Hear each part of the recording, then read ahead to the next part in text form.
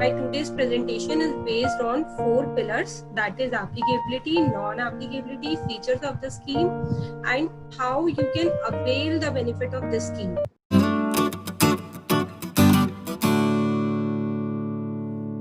Hello everyone, myself Saloni Agarwal, Chartered Accountant by profession.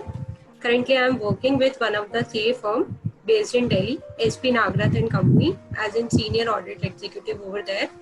Since this session is for the company's Fresh Start Scheme 2020. Before start my session, I would like to give a short brief of the scheme on which companies the scheme will be applicable. The scheme will be applicable on defaulting companies. Before proceeding further, we need to understand what is defaulting company and inactive company. Basically, defaulting companies are those which has not filed any their documents on the due date, so they can opt the benefit of the scheme and file their related documents with the normal fees without paying any additional fee. And inactive company means the company which has not carrying any business operations during 2 preceding financial years and has not filed any documents as well. So I would like to present my presentation as well along with my speech. Basically, this scheme has been introduced by Ministry of Corporate Affairs as on March 30th, 2020, by its circular number 12/2020 and 13/2020. This scheme has been introduced under Section 460, read with Section 403 of Companies Act 2013. As I earlier mentioned, the scheme is applicable on defaulting company. So I have also explained the meaning of defaulting company and inactive company, which you can see on my screen as well for the better understanding.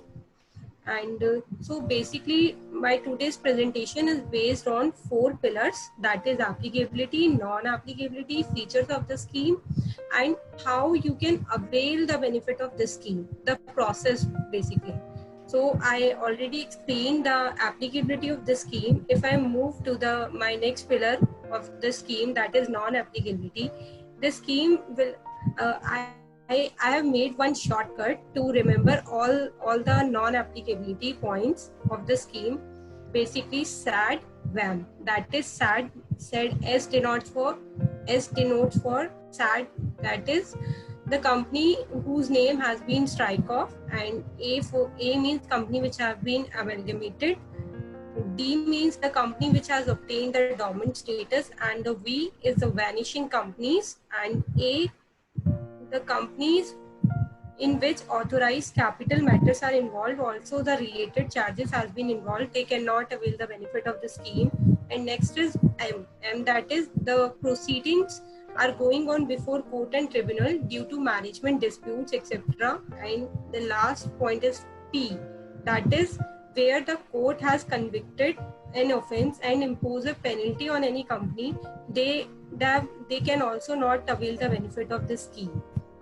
So basically, this is the non-applicability of the scheme. I thought you all better remember the scheme with the help of shortcut as given by me. So my next point is features of the scheme. Since this scheme, basically you can file all the necessary documents with the normal fees because additional fees has been waived off. Also, you can take the dormant status if your company is inactive under this scheme, and the scheme grants immunity to companies in relation to proceeding for imposing an additional penalty. And also, if your appeal is falling between March 1st to 31st May 2020, additional period of 120 days will be allowed to you. And since due to short span of time, it's not possible to explain all the features of the scheme over here. And in yesterday's presentation, Meenakshi has asked me one question, whether can a company whose directors has been disqualified can use the scheme. Basically, so answer to that question is basically the scheme is applicable for defaulting company to file the belated documents, not to cure the disqualification of directors, Meenakshi. I hope I answer your question. Okay, so next is the process to avail the scheme. To avail the benefit of the scheme, basically the company has to file all their related documents within normal fees.